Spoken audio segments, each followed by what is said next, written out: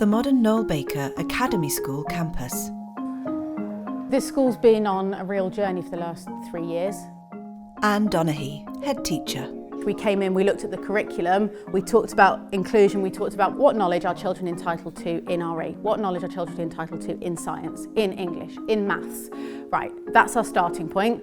Right, we've got 5 years, how do we break this down? How do we sequence it? Where are the cross-curricular links? Chrissy Sargent, Associate Assistant Head. What we're trying to do at the moment at Noel-Baker is target diversity from all angles. So we're not just thinking about the curriculum, and we're not just thinking about things from a cultural capital point of view, it's everything, it's the whole child, it's the whole school community. A whole school equity plan, it's about making sure that all students get the same opportunities. The school, our community, so that's the parents, the students, and the teachers are all involved in coming up with a common vision. They might want to feel included, being some sort of representation.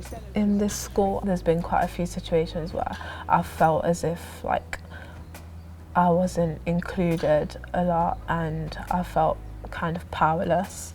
I have some siblings in years below me and I just hate for the idea for them to be going through what I went through. Especially this year, I feel like it's been brought up a lot more, which is why I feel like it's more easier for me to talk to teachers about it. There is more of a focus on the teachers and the young people working together. It feels like there's a more inclusive community. They are very good opportunities. As a governor, the governors are more involved in the decision making and the planning of the school, and that never used to happen before. So it's about awareness, it's about training, it's about putting mechanisms in place where it can happen. I've got a daughter here, she noticed the change in terms of the staff, the community, the way that the whole school worked was a lot more focused, was a lot more organised. But young people were very much part of that process. They've got a voice. We lead! We lead! We empower! We empower! Well, when's the first time a child comes across somebody who looks like them in the curriculum, or who sounds like them in the curriculum, or has identifies in the same way in the curriculum? Where is it? A science classroom. We are talking and debating more now about scientists and their discoveries. For example, in our space topic, we'll be talking about Maggie Pocock. We're seeing so many female scientists coming through.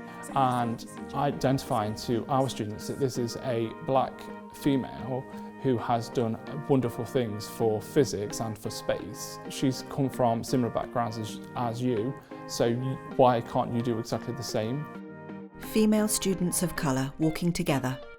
The Institute of Physics realises that there are stereotypes in science, and that predominantly science and physics is seen as a male, white dominated career opportunity, and it's about informing our students that that's not the case. Well, I think it's really important that children, or all of us, can see ourselves in the world around us and feel valued and respected and celebrated. Caleb, Year 10. I think it was about June last year, I realised that I wasn't fully a girl, and I started going by different names and trying out different names and trying out more masculine names. It was about January this year, I started going by the name I go by now. Like, an email went out to all my teachers saying not to address me by my birth name and to try their best to refer to me by my chosen name. And it was kind of like a clique. They were all really supportive. Maybe just think about Sports Day and how we've made that inclusive. Yeah. I go to a club called All Colours Council, and it's a group of LGBTQ students, allies, who meet. We talk about inclusivity in school, and we talk through newspaper articles, stuff that's going on in the world related to the LGBTQ community. The group of students talk animatedly.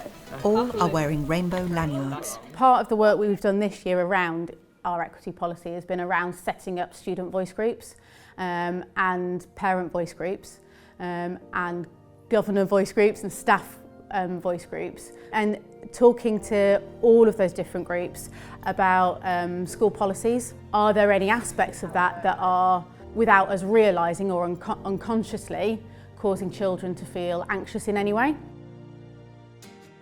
I don't think you'll ever see a school this supportive of their students and helping their students in this massive journey that is being a young person. Looking around the building, you can see the positive messages that the school is trying to promote.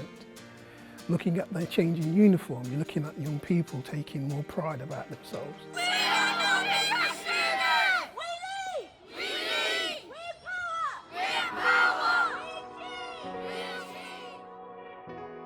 The more work we do on diversity and equality and inclusion, I think the more comfortable students get, the more they feel supported, the more educated and respectful they become, and that students feel safe and now feel a sense of belonging in the school. And that's something that you can't really measure. Students working and laughing together. Next year will be my last year in this school, and it will just make me happy to know that before I leave, I've actually helped to improve something in school. We really want the school to be a model for how society could be, and it's our job to educate our young people. They are the future. They are going to mould and model what society looks like long after we've gone. We've got to give our children a seat at the table, because only then will they be able to change the world. At the Institute of Physics, we believe every student should be offered the same opportunities. We want every school to have a whole school equity plan that creates an inclusive learning environment for all young people.